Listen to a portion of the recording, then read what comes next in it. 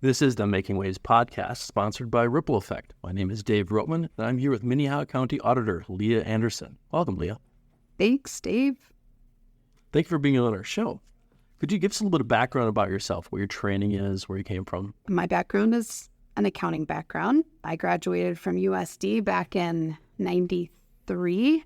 Since then, I had experience in public accounting, doing financial audits, and also a little bit of tax work.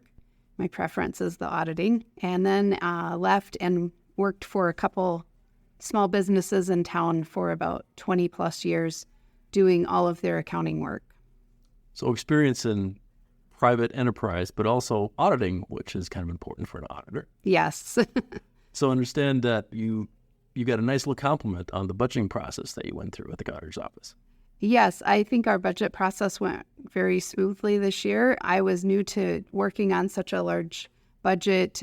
I have a budget and finance officer in my office. Her name is Susan. She does a fantastic job. It's great to have such strong accounting skills in the auditor's office. But as, of course, your boss, who has a background in auditing, you kind of understand how that flows and can, see that the process is being done right. Yes, correct. Speaking of staff, have you made many staffing changes since your election? No. When I came in, I was very impressed with a lot of the staff and their credentials. Wanted to work with everyone and not have any interruptions in our office. There had been a lot of staff changes that had occurred over the last 2 years. And so I thought it was important to start with everyone that was there and see if we could keep things running smoothly, which we did. About 6 months in, or maybe 4 months into the process, I did receive one resignation from my election coordinator, and she had been offered a really great opportunity somewhere else. And so she decided to take that. And then that's the only staff that I've replaced since I've been there. So that's fair. I mean, if you're offered a pay raise and a better opportunity, I'd grab it too. But Yep. Since you've been elected, you basically brought stability to the office, and you're satisfied with the experience and skill set of your employees. Correct. Yes. Great. Let's talk a little bit about some of the changes or reforms you have made. For example, I'm a data guy, so I've been a data guy with the party since 2013. I know how important some of these precincts are, and the precinct drawing of these lines, and it's not easy because you've got legislative district lines, you've got city council lines, and these precincts are kind of the building block to build those things. But you can't just change the city council and legislative district lines. So you had to make some changes because of the growth of Sioux Falls.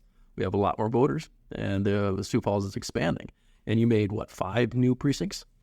Well, technically we made more than 5, but we netted more. So we have 81 precincts now, so that's both city and outside of the city area, but within the county. So we have 81 precincts. Yeah, you're correct. The precincts are made up of lots of boundaries. So we have water district, power district, the city council. We also go into other cities like City of Baltic, Del Rapids, Brandon.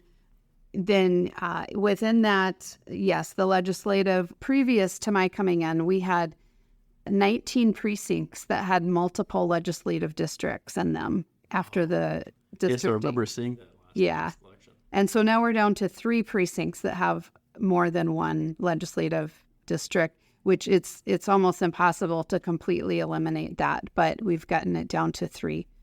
It would be nice if next time they had a census that they allowed you to draw the precincts before they drew the city council and legislative districts. Yeah, that would be ideal, but... Hint, hint. Yes, I don't know if they'll do that.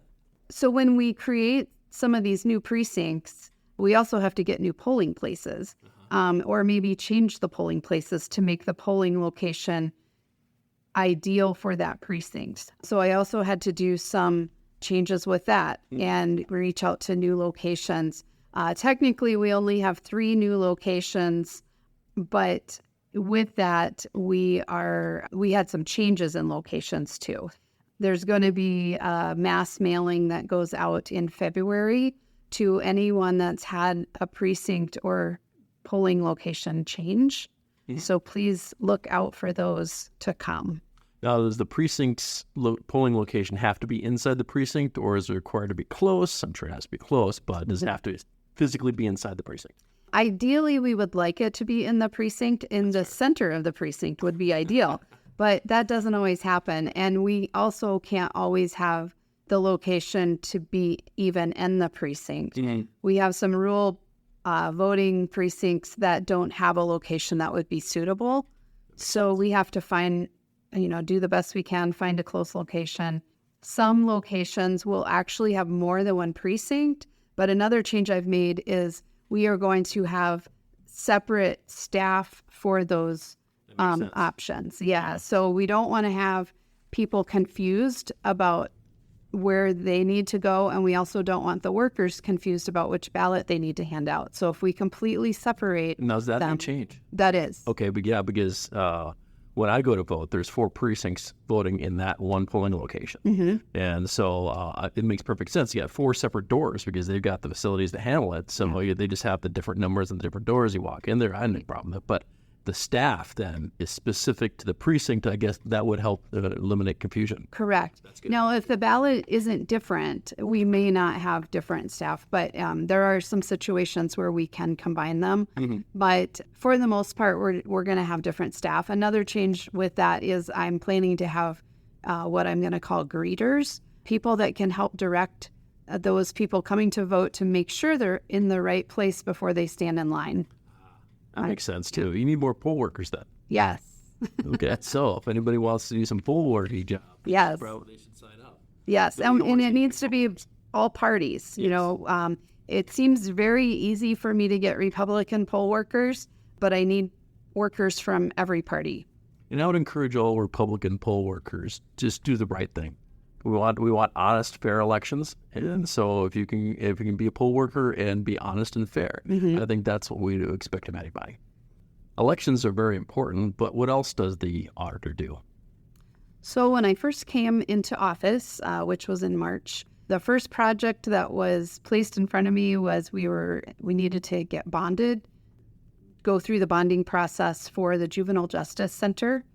That had already been passed by the commission prior to my term.